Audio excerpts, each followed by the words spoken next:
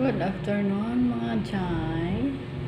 Magkwentuhan muna tayo about kay Dr. Willie Ong. Kilala niyo naman siguro si Dr. Willie Ong.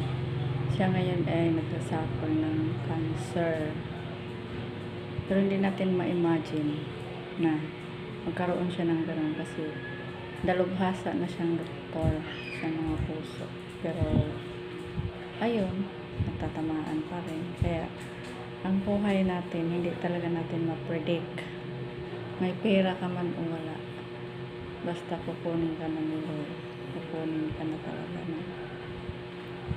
By the way, si Dr. Willie Ong naman is under naman siya ngayon.